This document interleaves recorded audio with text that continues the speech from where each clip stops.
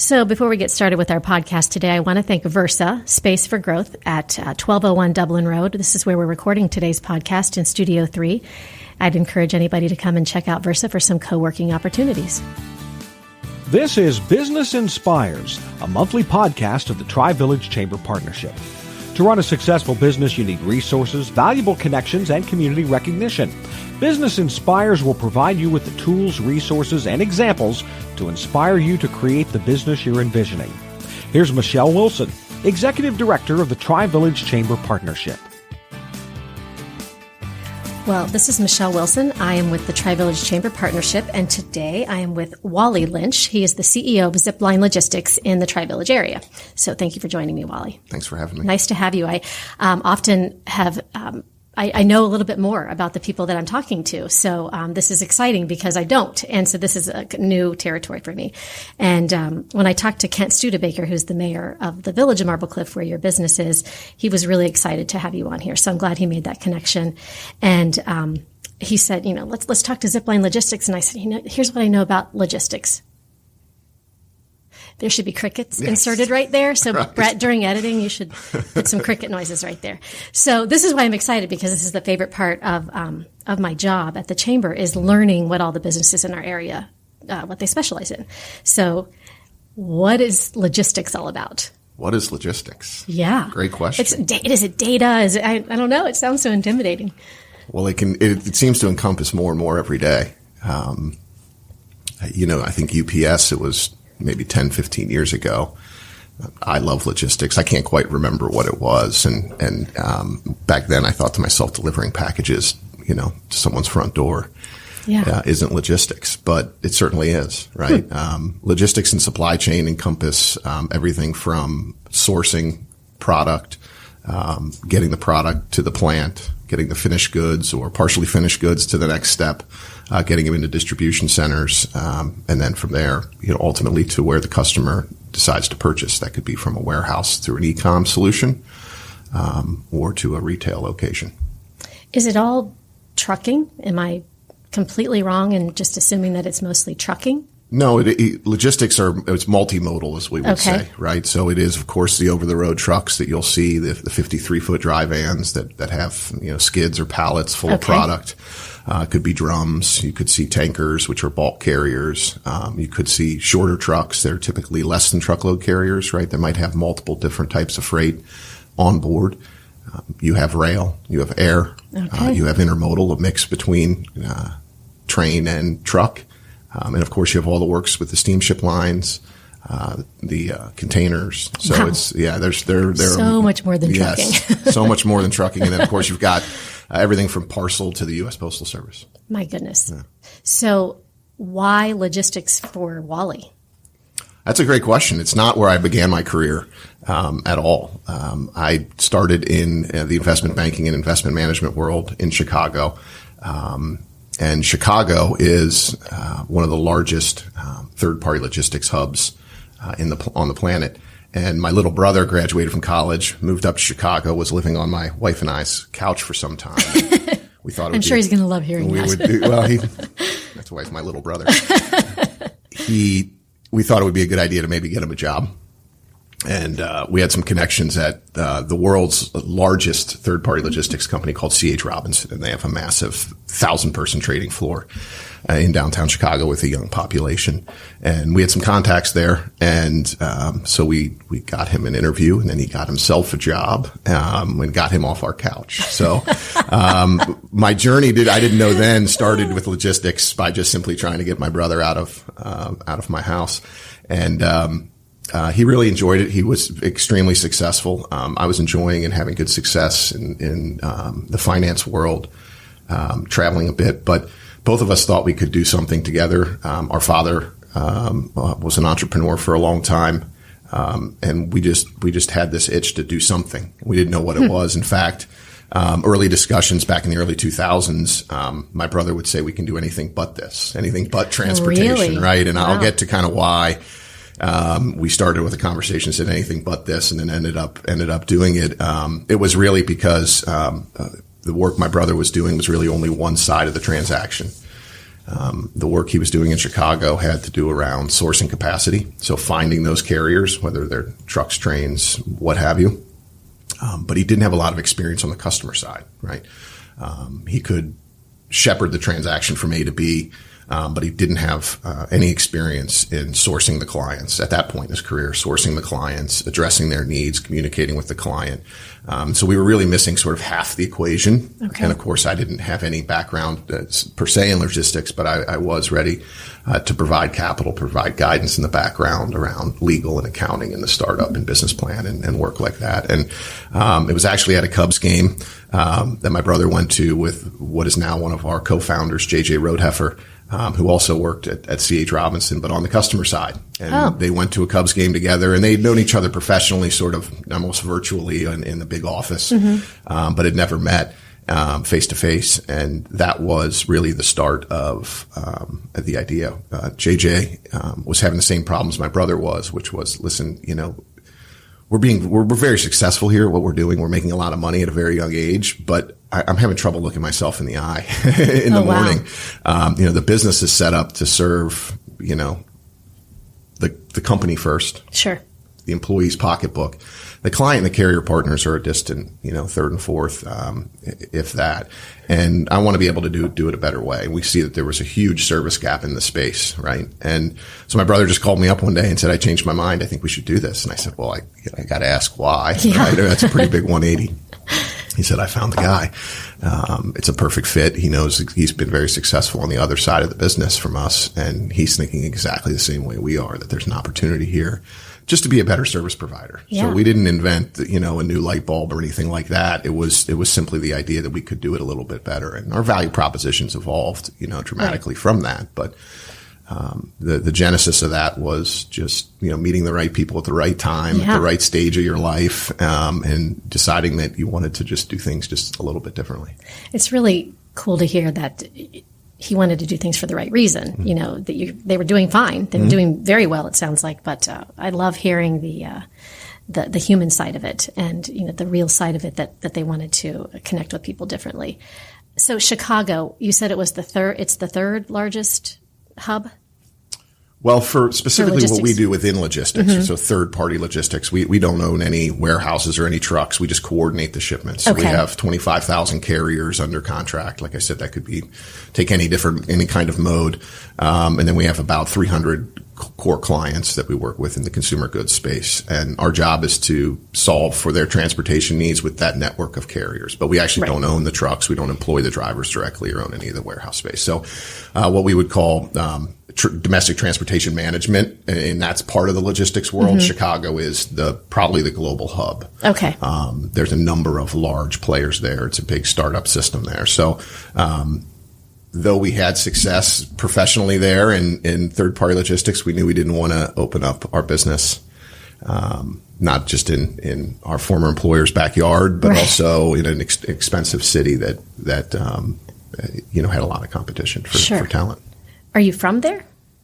I'm from Cincinnati. So my brother and I are from Cincinnati. All right. And JJ, and we had a fourth founding partner who's no longer with us. We're both from Northern Ohio. So I'd like to say that, I'd like to tell you that we knew Columbus was going to have this great 10-year run of growth, and that it was this awesome transportation logistics ecosystem, but really nobody wanted to move home. Gotcha. And which is why I was asking. It's like, how'd you get to Columbus? And I was thinking Chicago is Chicago. And it has so many people, and there's so much going on there, and it has the Great Lakes and all that stuff. So I was making some assumptions, and then Columbus is, of course, it's 500 miles away from 2/3 of the population of the United States. Right. So is that why you ended up in Columbus? Sure. Let's say that. Let's go with that theory. Well, actually, the part of the story was I was moved. I was working with the company I had started with out of school, was purchased by Lehman Brothers in 2003. And in late 2005, they actually moved me to Cincinnati. Okay. So in 2005, which was about 2 years before we officially founded Zipline Logistics, I was already back in Ohio. So I was in Cincinnati. These three were in Chicago, knew we wanted to leave Chicago. We didn't want to put the business in Northern Ohio, knowing that I needed to be part of it. It had to be somewhere closer. My wife still wonders why started a business 100 miles from home, but, it's made a lot of sense. And Columbus has been, besides the decision, besides probably the fortune of having Andrew and J.J. meet, sort of solving that problem and having the same desires to do something on their own and being at the same stage in life and with their early success and the skills that they had picked up then, I would say that choosing Columbus as our home was probably, one of the best decisions we've made. Great. As a business. Well, we're glad you're here. So let's go back to Zipline early 2000s. And you were still working another job, I read. And so it took you about 5 years, 6 years to come on board full time as CEO. But what did it look like then? Like how many people and what does it look like now? Sure. Little known part of our history is our very first 12 months were just literally maybe, a 3-wood away down the road here, 1391 Dublin Road, in an office that was way too big for our 4 desks that we somehow decided to put in the middle of the room. So wires hanging down from the ceiling. There was one small, tiny window. The landlord had built out a bathroom for us, kind of. Ugh. And it was, and this was, I've made many mistakes in business, but probably signing a lease there was one of them. But it must have, and I can't even recall, but it must have been a 1-year deal, or there must have been a reason.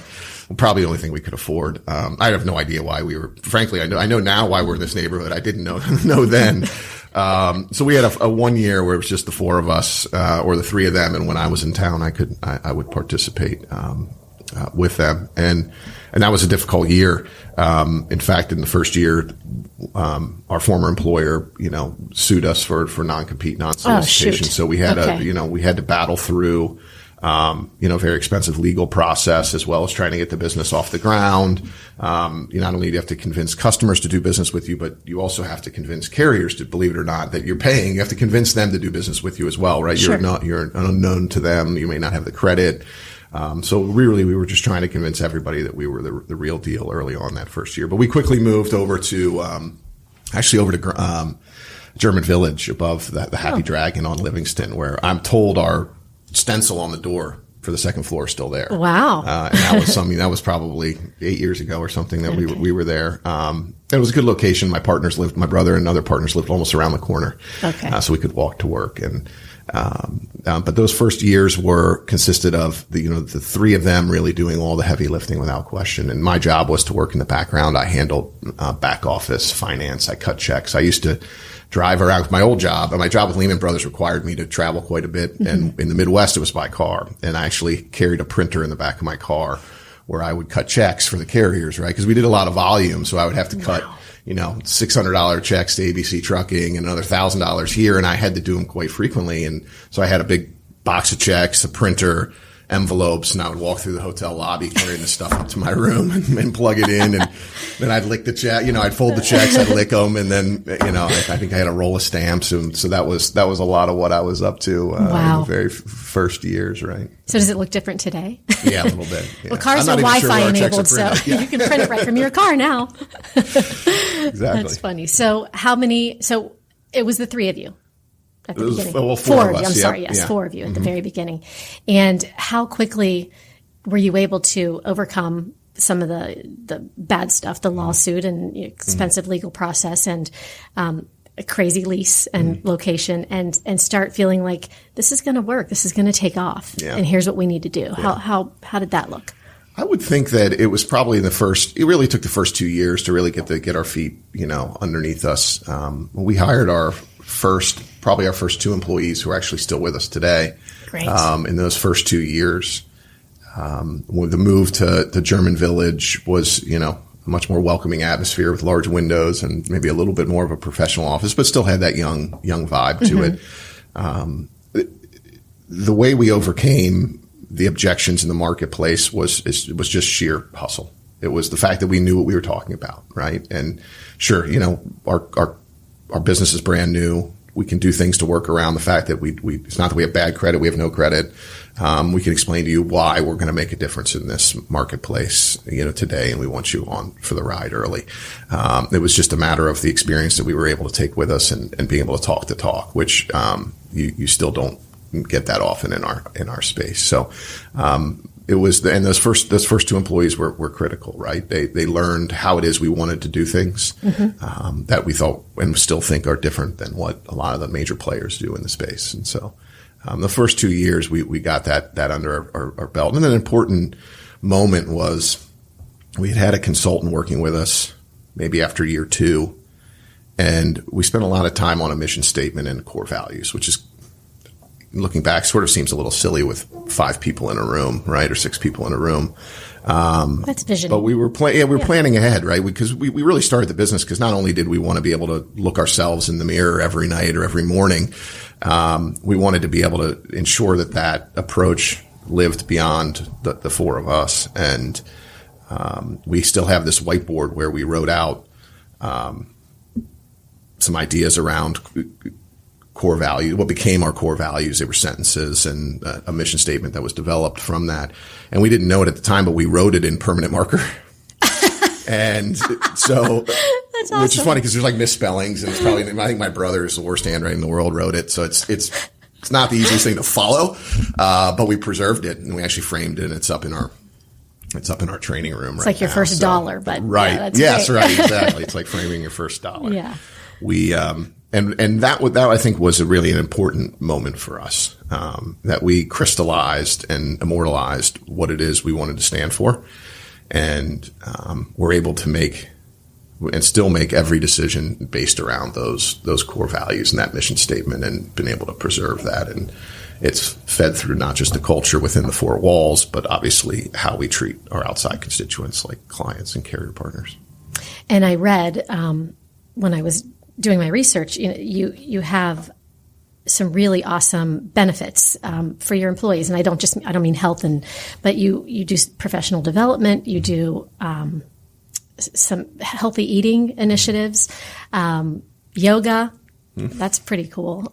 So it's today at noon if you want to swing by. If only I wasn't in a skirt. No, that's awesome. I love that you do that, and I think that's so important. So part of your visioning and your core values, clearly for the customer, but also for your employees. How many employees do you have now? Right now, we're just over 50. Over 50. And are they all located Yes. here in this building in the TriVillage area? So are there plans to grow? Do you think you're still growing? We are still growing. This year has been an interesting year in the freight markets, and I won't go into too much detail on how that's resulted in the business, but we've done a lot of work, you're right, around professional development, health and wellness, making it a place in which people can start their career, grow their career. We hope we are helping to develop supply chain professionals for life, even if they don't spend their entire career with Zipline Logistics, that they found a career. And people will still tell you today that if you build a career in supply chain, you'll never be unemployed. That's interesting. Yeah. So it's a great place to create, a future, an employment future. And, we want to be part of that. So we want to continue to educate, our folks on things beyond their day-to-day job that have to do with supply chain, allow them to get professional designations, continue to challenge each other and grow as a team, begin to become managers or leaders within the business where they may not have had any of that previous experience before. So the things we learned early on, besides it's maybe part of that looking yourself in the mirror every morning, is we wanted a culture that we wanted to come to work with every day, right? We had all worked in some sort of toxic environment before, and I always thought it was sort of ludicrous. It's like, these people have to show up to work too every day. Why are they enabling this? Shouldn't they be part of the solution? And so for us, it was about creating an environment where people are excited to come to work. They respect each other. We don't have shouting or fighting in the office, which you can find in our space at other places. Everybody generally enjoys coming to work every day, we think, and doing the right thing. And I would certainly believe that having that kind of environment for your employees trickles down to the customer and makes the difference of why people use Zipline. And we have an absurdly high client retention rate. I could tell you that it's a lot better than everybody else in our space, but no one publishes theirs. And that's probably a reason for that. So we have, high employee retention rate. Customers that try us almost always stay with us for the long run. We'll hear testimonials from the clients that we work with every day, right? Whether over the phone or email, that we really do transact, on the ground floor with every day, say that it's the best part of their day to be able to talk to so-and-so on the other end of the line. That's great. And that's what we're trying to put forth. Yeah. Well, clearly it's working. You have a lot of awards, the Better Business Bureau Torch Awards for Business Ethics. You guys are a winner of that. That's a tough designation to get. So that's kudos to you. And you were just nominated for CEO of the Year, I believe. Entrepreneur of the Year. Entrepreneur of the Year. Yeah. See, I mean, it's what you're doing is working. That's really awesome, and I love that you guys are here. And I always say that our location is really amazing compared to other suburbs because we're a mile from downtown Columbus, Ohio. So we have all of these great built-in benefits of being so close to downtown, but having a suburban feel. And I would think that would be good also for your employees to have this be so close to everything, but also have the parking and great restaurants nearby and being able to pop out at lunch and enjoy the neighborhood. So, well, there's no question. We were talking before this began about how the lead time needed to choose a new location if you're outgrowing your space or something unfortunate happens to the building or there's other plans for it. And for us, that was we had early on, knowing that we were going to leave German Village, that part of town just wasn't going to work for the dense population and the parking needs that we had. It was a no-brainer that this area would be our home. It was a difficult process. I think it took us over 2 years to finally find a location, sign the lease, the build out, and everything it takes to actually come in and turn the lights on day one. But to find that combination of vicinity to downtown to the growing parts of Columbus. Our average age is 28 years old. So, really? For us to move into the far suburbs just wouldn't make sense from a commute standpoint. It's not where our employee base wants to be. Right. We have the parking. We have the facilities. We've got room to grow. It's really checks every single box, and I'm not sure that there's another neighborhood around here. And not only that, it's the 28 is our average age, but a lot of folks we hire in their early 20s and they get that first apartment, and maybe they're in the short north, maybe they're in Watermark, right, or the Quarry or somewhere, and then maybe they get married, and then maybe they start to have children, and we have someone that's been with us a long time that just bought his second home with a pool in Upper Arlington, right? Oh, well, so it's still close by, right? And so we've been able to watch families and people grow personally, just right here in this neighborhood through a couple of different It really, truly is. I know people always say it's a great place to live, work, and play, but it really is a great place to live, work, and play. As I said, we're so close to everything downtown in the Short North Arts District that you can play pretty easily, and certainly to live, great schools and quality of life and. It's such a competitive environment to hire good talent. Yes. And so you have to have almost everything right in today's job market. Yeah. Everything from culture to the benefits package, the economics of the deal, to their early career path. And location matters to folks almost sometimes more than any of those things. I right? agree. And, yes. And if somebody comes into my office for a job and lives an hour away, I mean, that's tough, right? You just know that it's not going to be a great experience down the road. So to be close to where our employee base and prospective employees, future employees live and work and play is important. So, well, it sounds like you have a phenomenal work environment, and you have employees who've been there a long, long time. So that says something about the culture that you've set too. So, Wally, thank you for joining me today, for demystifying logistics a little bit more. I hope I could. You did. But really, I did want to focus on you and why you do what you do, and why you are successful. And I think we touched on those things today. So thank you so much for joining me. Thanks so much, Michelle. Thanks for subscribing, downloading, and listening to Business Inspires, a monthly podcast of the TriVillage Chamber Partnership. Our innovative and active chamber is successful because of our smart and engaged members who cultivate our strong business community. With more than 60 years as an integral part of the Grandview, Upper Arlington, and Marble Cliff communities, the TriVillage Chamber Partnership is dedicated to a single purpose: the success of the business community. You can find a link to our website in the podcast notes to learn more about the TriVillage Chamber Partnership. For information about this podcast, to schedule a guest appearance, or to find out more about sponsoring this podcast, our contact information is in the podcast notes. Make sure you rate and review our podcast on iTunes. That helps us spread the word about Business Inspires. Circle270media.com.